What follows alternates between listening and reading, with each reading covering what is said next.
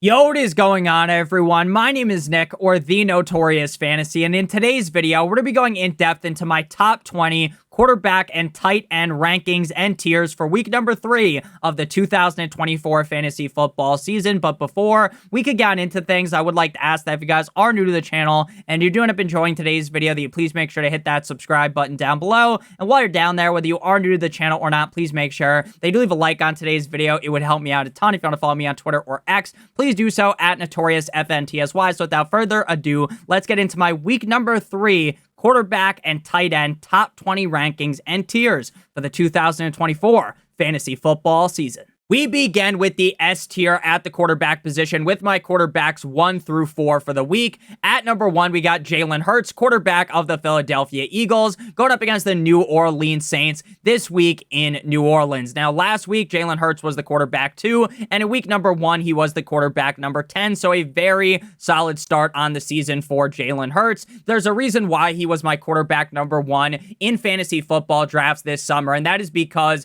the rushing upside of Jalen Hurts is top tier. Last week, we really saw that being the case as he was a lot more effective running the ball compared to week number 1 up against the Packers in Brazil. 13 carries for 85 yards. He also passed for 183 yards, 2 touchdowns, and that game-sealing pick at the end of the game. I get that on paper, the Saints defense has definitely looked really good, but at the end of the day, this game has all of the makings of being a back-and-forth high-scoring affair, and I believe Jalen Hurts will finish as the QB1 at the end of the week. At number 2, we got Lamar Jackson going up against the Dallas Cowboys in Jerry's world. Now, I don't think anyone would have guessed that the Baltimore Ravens would be 0-2 by week number 3, but that is where we are sitting, and they're potentially going to fall to 0-3 as the Dallas Cowboys are no pushover, even though they just got their shit pushed in by Derek Carr. This matchup is another one that I love to potentially be a very high-scoring game, even in a losing effort. Last week up against the Raiders, Mr. Lamar Jackson was still the quarterback 9, top 9 quarterback in back-to-back weeks. He is one of the safest quarterbacks in fantasy football. He also has some of the most amount of upside due to his rushing. So Lamar Jackson is going to be a top 5 quarterback every single week in the rankings, unless he's going up against like the Monstars defense or something. At number 3, we got Kyler Murray going up against the Detroit Lions. Another one of those games that on paper reeks of points being a very high-scoring game. Kyler Murray dicked down the LA Rams last week, over 260 passing yards, 59 rushing yards, 3 touchdowns, 0 INTs,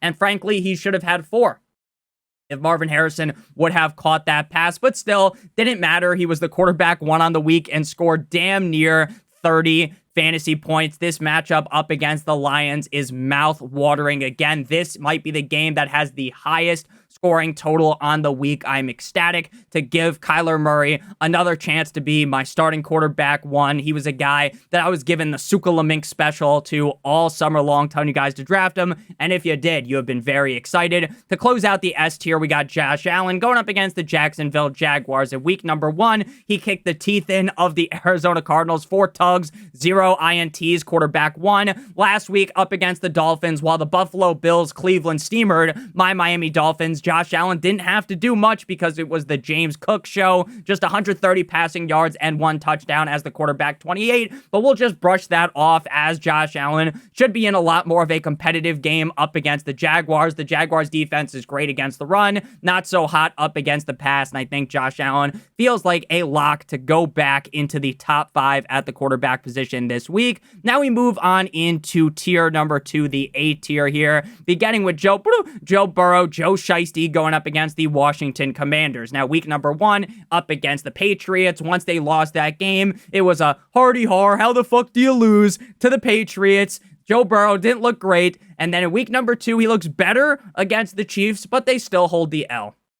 But 250-plus passing yards, 2 touchdowns. The Washington Commanders defense is like putting hot knife through butter. It's like putting Kylo Ren's lightsaber through Han Solo. It's incredibly easy to do. While Joe Burrow hasn't looked like his old self, Higgins coming back, Jamar Chase, Mike Likiamagasicki looking great. I feel as though Joe Burrow has the upside to be the quarterback 1 on the week. Why do I have him ranked below the S tier? It's because of the rushing upside being so limited, Plus, there is still kind of the unknown of will Joe Burrow actually show up? I think he will.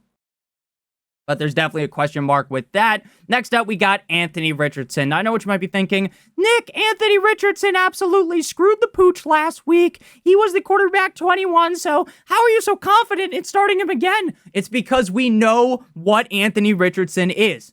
Anthony Richardson's the type of guy that pulls a rabbit out of the hat, rushes for 2 touchdowns, rushes for over 100 yards, throws a touchdown. He has 3 touchdowns and a pick at the end of the game, and he has like 35 fucking fantasy points, right? The guy is the definition of a Konami code quarterback. The guy's upside is immense. Is he going to make some boneheaded decisions? Yes. But the upside makes up for it. So while Anthony Richardson is by far, him and Jaden Daniels are the guys that I would say have the least amount of safety, right? Joe Burrow, much safer. Mahomes, much safer. CJ Stroud, much safer. The upside with Richardson is too tremendous for me to rank him lower. After Anthony Richardson, we got Jaden Stormy Daniels, quarterback of the Commanders, going up against the Bengals in Cincinnati on Monday Night Football, one of 2 Monday night games.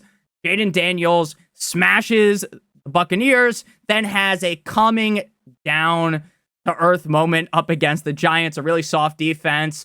Quarterback 18, but up against the Bengals, a defense that doesn't really put too much fear into my eyes. I do think that we end up seeing Jaden Daniels have a bounce back game here inside of the top 10 at the quarterback position. The same exact philosophy I just talked about with Anthony Richardson is applicable to Jaden Daniels. The floor is low, right? If he scored 8 fantasy points, I wouldn't be surprised. But I also wouldn't be surprised if by the end of the week, he has 30 fantasy points. So while he is not safe at all, the upside boosts him up the rankings at number 8. We got Pat Mahomes back-to-back weeks as the quarterback 14, now going up against the Falcons defense that Jalen Hurts torched last week. Now, obviously, the Falcons end up winning that game, but it wasn't really because the defense was completely locked down. It was just because Coles, Cash, Kirk Cousins turned it on at the very end. Patrick Mahomes has looked solid this season.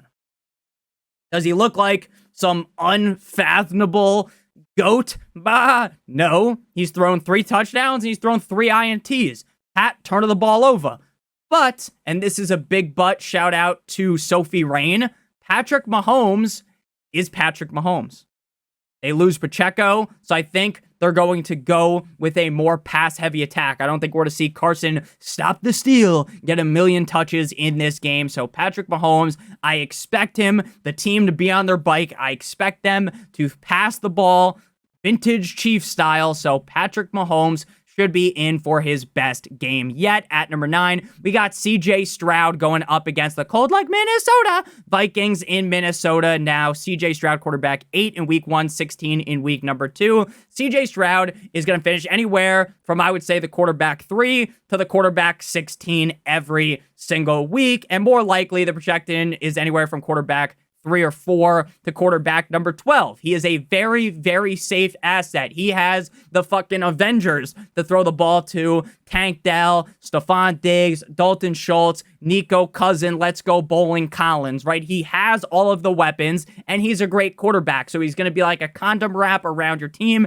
But due to basically negative rushing upside, his upside is in a way capped by that, but he is a super safe bet. The reason why he is ranked the lowest is while the Vikings defense, if you just look at the roster, you're not fucking thinking, wow, this is a rock hard defense. Brian Flores is a genius.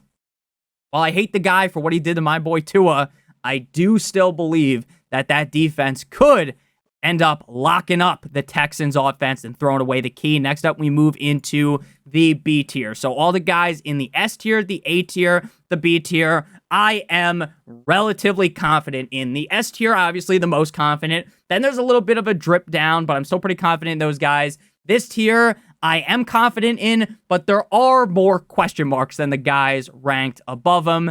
Brock Purdy loses Kittle. Kittle most likely not going to play. No Deebo Samuel. No Christian McCaffrey. So it's Brock Purdy, Brandon Ayuk, Jordan, the numbers, Mason, what do they mean? Juwan Jennings versus the fucking world. It's a shame that Ricky Pearsall can't suit up because I think he would potentially have a big game here. The matchup is a wet dream. Life is but a dream, right? This matchup is amazing up against the Rams. We just saw the Rams get butt fucked without the use of lube by Kyler Murray and the Cardinals.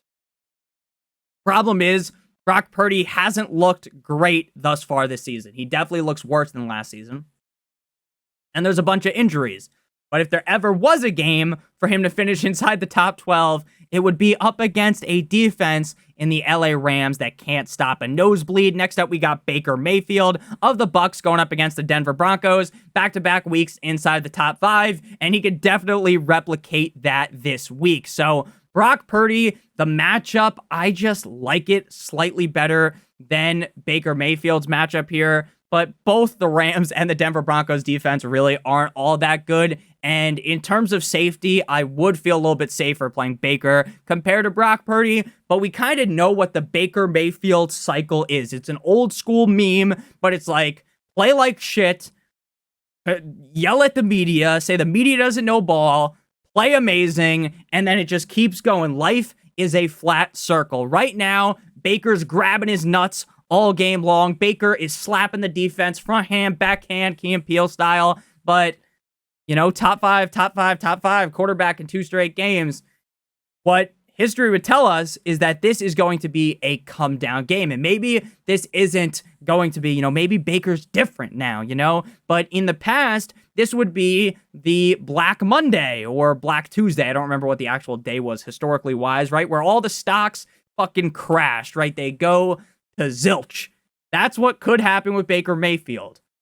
Now, do I think that's going to happen? No, because I think he's past that. But something deep down inside of me, is telling me that that might end up happening. But the matchup against the Denver Broncos is sweet, like some baby back ribs. So I'm going to go ahead and still rock with my boy Baker. And I'm a huge Baker stan. Next up, we got Derek Carr, formerly of the Las Vegas Raiders, now on the Saints, going up against the Eagles. And Clint Kubiak saved this broke motherfucker's life. Derek Carr looks so much different than last season. The offense is in go mode. He's been a top 6 quarterback in back-to-back weeks, so I feel very confident in my top 12 ranking of him up against the Eagles. The Eagles defense looks softer than fucking paper mache. Derek Carr and this offense have been percolating. Derek Carr, another one of those guys, though, just like Baker, where maybe the facade comes crashing down soon.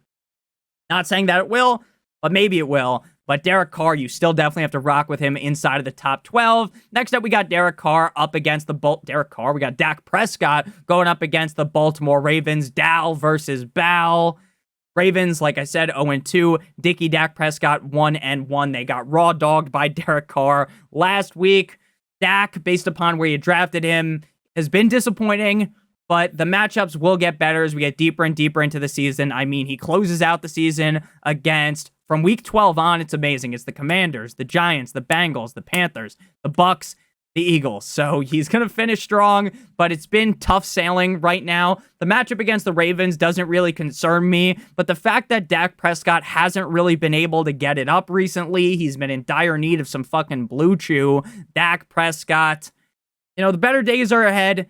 But right now, I just have to rank him a little bit lower because he hasn't done anything. Next up, we got the Goffinator, Jared Goff. And speaking of hasn't done anything, Jared Goff is the definition of that. Now, this game is the comeback game. Is the game where all the haters get proved wrong. Jared Goff is a fucking super team merchant. Jared Goff's a Sean McVay merchant. He's a Dan Campbell merchant. This week, we shall see back-to-back games doing diddly squat. 12 points week 1, 11 last week. But the matchup up against the Arizona Cardinals has me bricked up. I think that this is the game where Jared Goff kicks the door down. He had so many good games last season. He was the quarterback 8 last year. So I'm not ready to toss him aside after 2 down games. Final guy is Geno Smith, quarterback of the Seattle Seahawks, going up against the Dolphins, quarterback 7-7 in back-to-back weeks. He could get the lucky 777 this week, and that would not really surprise me if I'm being honest with you. Now, as a Dolphins fan, I am personally hoping that Geno Smith looks like New York Jets Geno Smith, or Geno Smith basically before 2 years ago when he was useless. He was awful. But what I do know is that the Dolphins defense has looked better than people give him credit for, but they're not one of the best defenses in the NFL. Now, they're probably the best or the second best defense Geno faced week one, the Denver Broncos. They're a pushover. Patriots defense, pretty solid. So maybe the Dolphins rank below them. Not as easy, though, in my opinion. I think the Dolphins defense is going to have to play very hard in order to win this game with Skylar Thompson. But Geno has Metcalf. He has JSN. He has Zach Charbonnet. He has Lockett. He has Noah Fant. And while I am so hesitant to really jump on the Geno Smith bandwagon, he's looked so good recently that to some, maybe quarterback 15 feels a little bit disrespectful.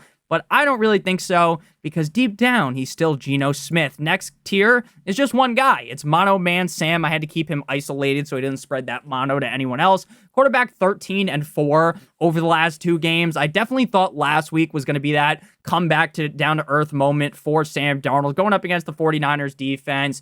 Sure, he played well up against the Giants, but the 49ers, they're a different breed. And instead, Sam Darnold says, fuck all that. I'm going to play even better. Quarterback 4 last week. Jordan Addison probably not going to play. I think he's already potentially ruled out. But they've got Justin Jefferson, Naylor, a barely newer. They have some other weapons out there as well. They have Aaron Jones to dump the ball off. They have Johnny Munt and friends at tight end. The matchup up against the Texans isn't the best, so that is why Sam Darnold's on a tier of his own. But that also is an attribute of, or basically, maybe not attributes, probably the wrong word, but that's a pro for Sam Darnold because he's not in the tier below. He gets a tier by himself. So Sam Darnold, another big game, and we're going to really need to start throwing a lot more respect on Darnold's name. We already should be. I told you guys Kevin O'Connell was going to turn this man into a fucking beast. Justin Jefferson obviously helps that as well. The matchup against the Texans, though, to me, is enough reason to slightly backpedal on throwing him into the tier with the others above him. Next up, we move on into the D tier with Coles, Cash, Kirk, and Justin Jefferson. So after Sam Darnold, this is where, sure, in the quarterback starts hit video, I have Kirk Cousins and Justin Fields listed as starts, but I am way less confident. There's a much stronger drop-off, right? Darnold, you can argue to be in the B tier, right? You can argue, oh, maybe I'd have him over Goff, or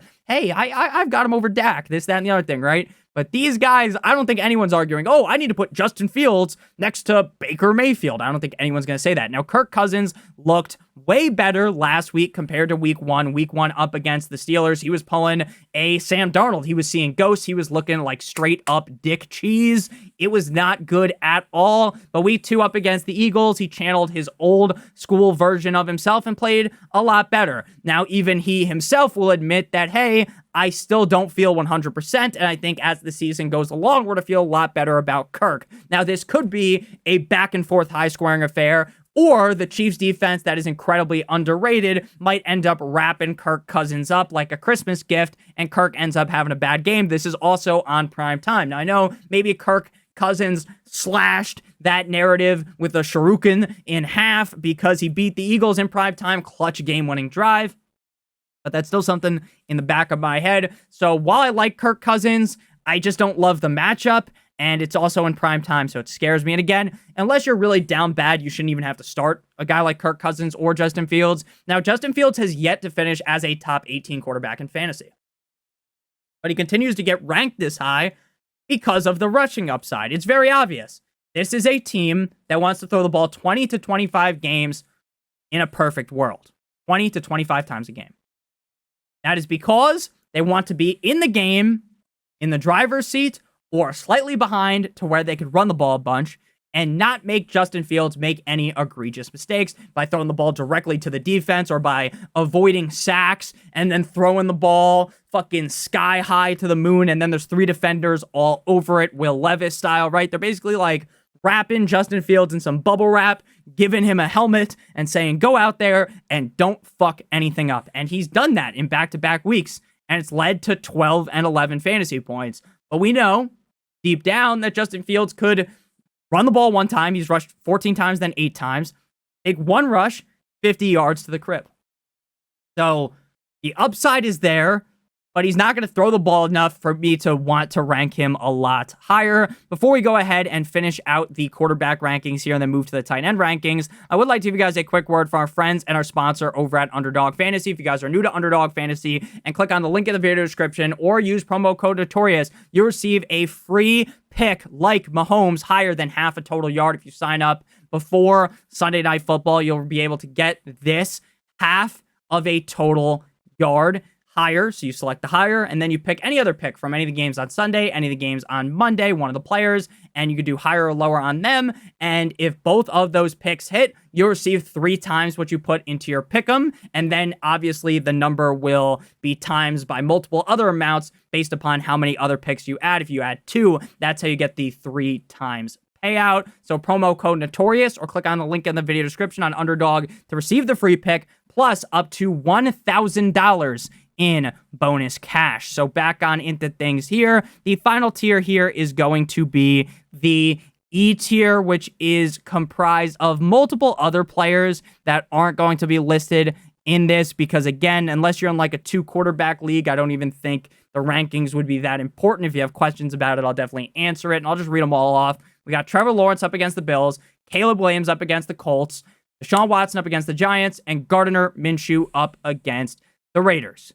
Now, Trevor Lawrence up against the Buffalo Bills. Realistically, he should play good. But we live in a world where the Jaguars' offense is limp dick and cannot get it up. Back-to-back games outside the top 18. Bills are 2-0. The Jaguars are 0-2. What that tells me is the Bills might somehow fuck this game up. The Jaguars have kind of been the Bills' kryptonite as of recently. So while I do think Trevor Lawrence probably won't have a great game, I do think eventually he's just going to have to because he's good. Next up, we got Mr. Caleb Williams. Caleb Williams, the same thing. Not working well, limp dick. Basically gave us nothing in week 1. Week 2, he looked better, but he threw 2 picks. He was a lot better. He threw the ball better. He had over 170 yards. He ran for 44 yards, but 0 touchdowns, 2 picks. I'm not going to sit here and parade around Caleb Williams' stats from last week, but I do think brighter days are ahead. Deshaun Watson is ranked low because he's Deshaun Watson, but if you wanted to start Deshaun Watson over any of these guys that are ranked in the E tier, I wouldn't really argue too much with you. Now we're going to go ahead and pivot on into the tight ends, and the S tier at the tight end position is very clear. Right now, there are 2 tight ends that have actually produced in fantasy football, right? There are a lot of tight ends that you can start. There's a lot of tight ends that you have drafted, but not a lot of tight ends have actually put up enough fantasy football points for me to give a rat's ass about them. Trey McBride, week 1, tight end 11. Last week, tight end number 4, very involved in the Arizona Cardinals offense, and he will continue to be very involved. This is a matchup that we talked about with Kyler that I very much like as being a high-scoring game, so he belongs on the top of the ladder, the head of the table, Solo Sokoa, as the tribal chief, as the tight end number 1. At number 2, we got Big Cock Brock Bowers of the Las Vegas Raiders. Well, he's going to steal that nickname from Brock Purdy if Brock Purdy keeps shit in the bed. Bowers, back-to-back weeks as the tight end number 3. Nick, you can't draft a rookie tight end. Back-to-back weeks inside the top 3. He's looking way better than everyone else. I feel a lot more confident in him. Plus, he has an amazing matchup up against the Carolina Panthers. Next up, we move to the A tier, and these guys feel like the castaways, right? Where you drafted them highly, and they haven't done the most. Sam Laporta, week 1, he was okay, tight end 8. Last week, tight end 30. But for Laporta, it almost feels like the time is coming for Sam Laporta. The Lions offense eventually is going to get the ebbs and flows correct. They're eventually going to start running how they did last year. They're going to start putting up more points, and that's going to lead to Laporta having better games. So I wanted to rank Laporta in the S tier, but I thought if I put him in the S tier, it's almost just disrespectful to what the other guys have done, so I bumped him down to the A tier. Travis Kelce, back-to-back games doing jack shit. Going up against the Falcons is a great matchup for the tight end. They, again, I believe they're going to be throwing the ball more without Pacheco, and that should lead to Kelce having a better game. But again, I will not sit here and give him all the claim I did in the offseason because I kind of brushed off last year. I said, oh, he was hurt before the season. He looked really good in the playoffs. But maybe the team is just waiting to get Kelsey involved until later on in the season. Next up, we got Dalton Kincaid, tight end 38 in week 1, 14 last week, 4 targets, 4 receptions. As long as he can get like 4+ targets, he's going to be fine. I like the spot up against the Jaguars. Again, none of these guys I'm cutting bait on just yet. Mark Andrews, terrible week 1, much better week 2. 5 targets, 4 receptions, 51 yards. I like this matchup up against the Cowboys. I like the bounce back narrative for Andrews. He's not truly washed like a lot of people thought after week 1. Next up, we got Kyle Pitts, who scored in week number 1. Week number 2, he's actually more involved in terms of targets, but he doesn't find the end zone. I do believe that Kirk Cousins is going to continue to get better. That's going to help out Kyle Pitts. And I hope Kyle Pitts starts being like a 6+ target guy a week like I think he should be. But as of right now, that hasn't been the case. Final guy inside the A tier is Dallas Goedert. Now, Dallas Goedert was a guy that I told everyone and their mama not to draft all summer. I told you that taking Dallas Goedert is stupid. If A.J. Brown is there, if Devontae Smith is there, and they have Saquon Barkley and Jalen Hurts, how the fuck is Dallas Goedert going to get any red zone opportunities? But now without A.J. Brown, that does open the door a lot bigger, a lot wider for a touchdown for Dallas Goedert. Back-to-back games with 5 and 4 targets. And again, with the tight end landscape being so grim, I think he belongs inside the A tier. Next up, we move into the B tier, and Jake Ferguson is the headliner of the 3rd tier. Realistically, he should be in the next tier up, but he is coming off of an injury. He's playing with the knee. He says he's good to go, but I'm pessimistic on that when you come back from a knee injury. Now, I am as much of a doctor as one of the dudes on the hub, but what I'll tell you is I don't have 100% confidence right now in Ferguson.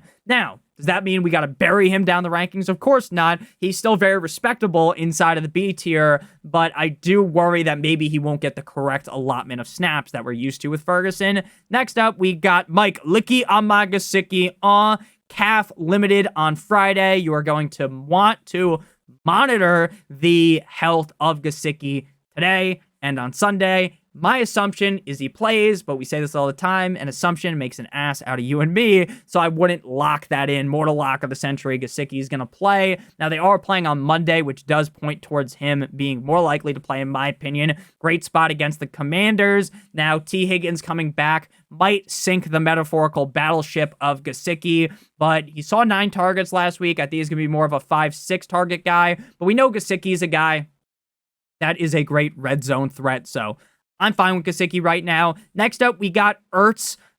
Zach Ertz is old, right? Zach Ertz is not the same guy he used to be, but this is an offense that's relatively solid in Washington, and Ertz has seen 4 targets in back-to-back weeks. Last week, he was the tight end number 8. Seems like Jaden Daniels and him have a great connection. Bengals matchup, the defense doesn't have me shivering, so I think Zach Ertz belongs up here. Finally, we got Isaiah Likely. Week 1, he is on top of the world. Week number 1, he demolishes the Kansas City Chiefs. Destroy, build, destroy, like that old Cartoon Network show with the host who looked like Moist Critical, if you guys ever watched that show back in the day when I was a kid. I love that show, and if I could find it on the internet, I would watch that again. Another great old school show that, you know, if you're like my age, you might know what this is if you watch Cartoon Network.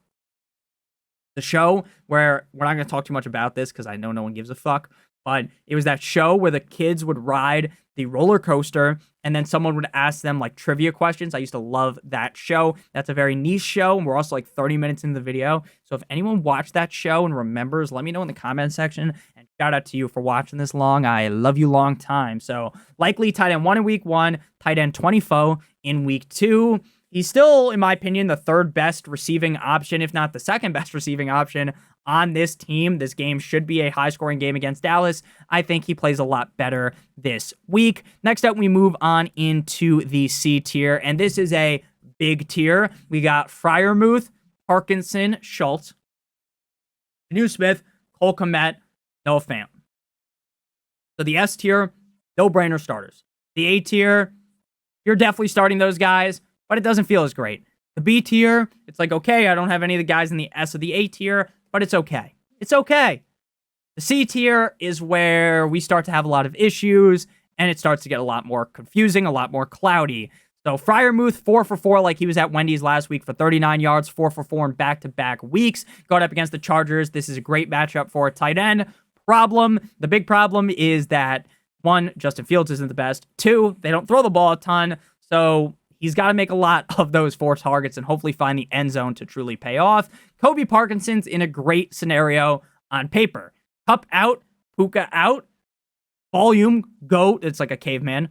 He out, volume, go to Kobe Parkinson. Like the Geico guy. Problem? Very clear. The offensive line sucks more cock than Riley Reid. And Matthew Stafford is going to get plowed like his name was Riley Reid in this game. So Kobe Parkinson, while the volume's obviously going to be there, it's questionable on if the ball will even be able to get his way. Next up, we got Dalton Schultz. Now, Dalton Schultz is, in my opinion, one of the better tight ends in the NFL. His issue, his major malfunction, is that he's on the Texans. Great team, but they have Collins, Dell, Diggs. There's a lot of cooks in the kitchen. He's going to get around 3 to 4 targets a game. If he scores, you're happy. If not, you have 3 or 4 fantasy points and you're crying yourself to sleep. Next up, we got Jonnu Smith. Now, I think with Skylar Thompson as the signal caller on the team, they are going to involve Jonnu more. Easy targets, underneath, get him out in space, dump the ball off. Tua was doing it a lot last week, the Hawk Tua special, before he ended up getting hurt. 7 targets last week, 6 receptions, 53 yards. That's just a hope, though. You know, with these guys, you're all kind of just praying for a touchdown. And Jonnu Smith also isn't like the sole tight end on this team. They also use other tight ends. Cole Kmet next up. Now, without Keenan Allen, realistically, this should be the game where Cole Kmet goes hog wild. The Colts defense is dog shit. It's the same thing with Caleb Williams.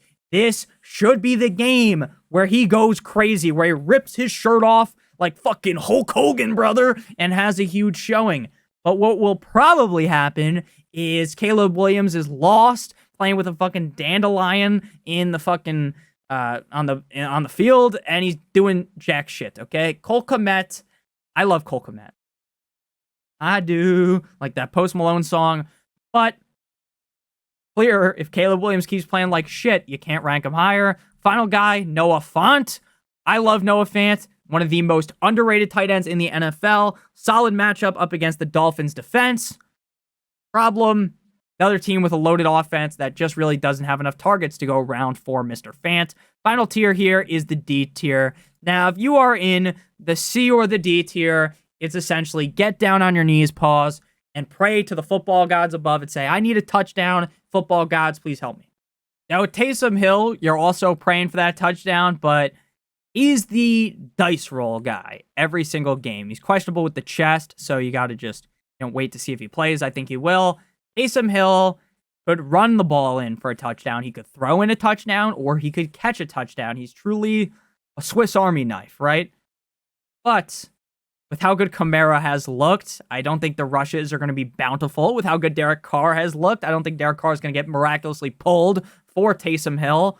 But he's still, like, week 1 against Carolina, he was out there running fucking goal line fade, jumping up, trying to moss a guy like he's Calvin Johnson. So Taysom Hill is one of those guys that, while there is zero safety to it, there is, like, he could score 0 points. He could get negative points. Like, they could hand him the ball, and he could get hit behind the offensive line and fumble or get thrown back 10 yards.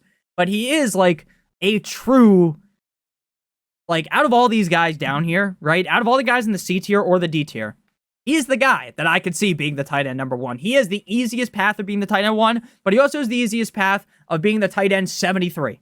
So that's just kind of my opinion on him. Final guy here, Greg Dulcich. Now, Greg Dulcich, not only does he look awesome, he had 8 targets last week. Problem? Bo Nix is just not very good. Greg Dulcich is the kind of guy that where if Bo Nix figures it out this season, if Sean Payton gets him going, Greg Dulcich could be a league winner. But I also don't think that's a very likely scenario. But the targets will be there.